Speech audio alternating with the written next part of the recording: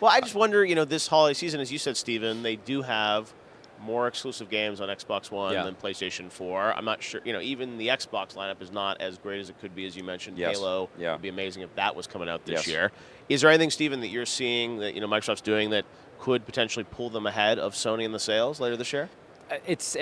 No, it's too early. I think for anybody to have a reversal of fortune like that. We didn't see a reversal in the previous generation, as hot as the Wii was, until the Kinect got enough traction that Microsoft got longer legs. Also, I think gamers just stuck with the Xbox 360 longer and were ready to bail out on the other systems, at least in certain regions. But the Halo compilation, which doesn't really mean much for me because I don't get that excited about replaying a game I've already played in HD, but from what I hear, it's very high ranking in Amazon, one of the hottest games for pre-order already, and people are excited about that.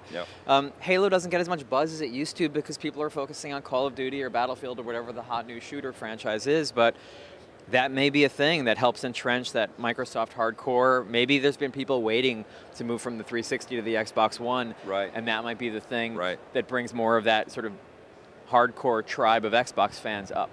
But I think you should be, it was sort of odd the way that Microsoft ended their press conference where they said, Phil Spencer said, oh, and this is the new Xbox. And it's like, well, the new Xbox was last year, but we understand what you mean. You've had a rough year. We get it. It was new for him. Wink. Yeah, and you look at that, and if you remember the last generation, it took Sony a long, long time to address their deep systemic issues with the PlayStation 3. That was several years before they started turning the ship. And if you want to look at it optimistically, Microsoft's kind of done that in less than 12 months. They've addressed a lot of the big issues. I think they've lost a little bit of their identity in the process, but in terms of sort of achieving parity with Sony, they've done that very, very quickly. And I think that's really encouraging for everyone because that means there's going to be more competition, and I think gamers are going to benefit from that. Well, the difference, though, between this generation and last generation is that there are now going to be TVs that you don't need a console to, attach to play a lot of video games on.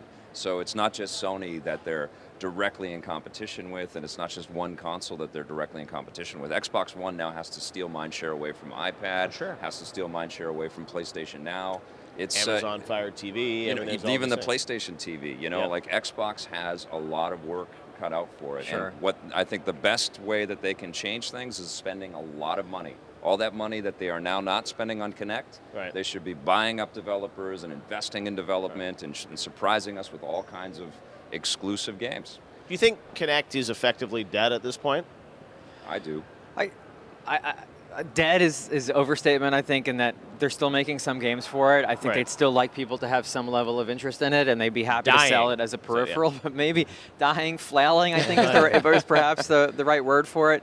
I was talking to Phil Spencer, and he was talking about some of the stuff they're doing in the June update, where they're going to allow developers to deactivate the gesture control. It'll give a little bit more horsepower to the console.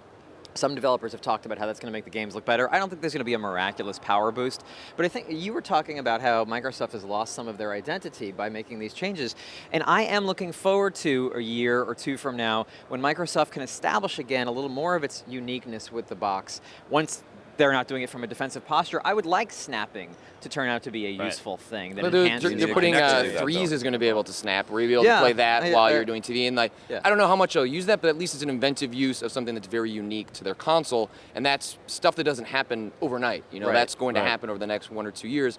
But obviously, people like ourselves are impatient about that stuff. But it does take time. Yes. Well, you're going to need a Kinect to do that, though. And now they're selling the machines without the Kinect. I guess you can do it through the voice you chat can do and the voice headsets. I use mine every day. I love getting around the system. Partially it's because the interface is kind of garbage with the controller. But I use it for TV. The voice commands are great. I hope they double down on that stuff. We'll still see it in the interface, but in terms of number of games, I mean, if you're a Harmonix or someone, you can't be feeling great about really doubling down on software development, especially from what I understand, they didn't inform partners before they even announced that the Kinect was being dropped.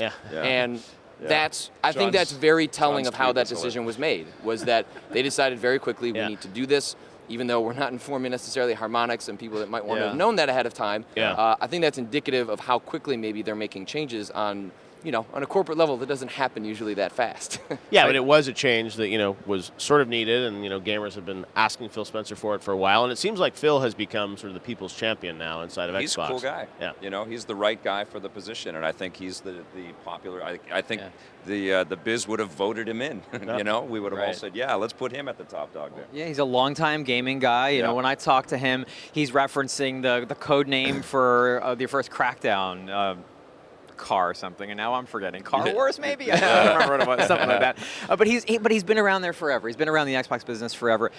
Going back to Connect for a second, I just want to mention one game for those who have Connect. Look for a game called Fru, F-R-U. Yeah, It uses Connect fantastic. in really interesting ways. Yeah. But yeah, Phil Spencer, he talks the talk in a good way. He's got that right combination of clearly having business savvy, but loving games and wanting games to be primary on the platform, which is what we want, I think. All right, so Microsoft's press conference overall, what grade would you give them? I'd give him 7.5. 7.5, Yeah. all right. On Is that the scale we're using? I'm going to switch scales. I'm going to mix it up. We usually give letters. Oh, That's letters. right. But you're Okay. used to the numbers, I know. What would that be? B minus? B minus, okay, Yeah. fair enough. Wait, I can't give them a yes? That's what we do at Kotaku. Yes, no, Maybe. or not yet. Not yet. Was it a press conference? Yes. Yes, it was a press conference. Jack Trenton gave it an A, and I can't argue with Jack, so A. Okay. Yeah, I think it was a solid B. I think there's reason to be optimistic about the platform. I think they've hemorrhaged, sort of the parts that were bleeding, and really excited to see, what comes next.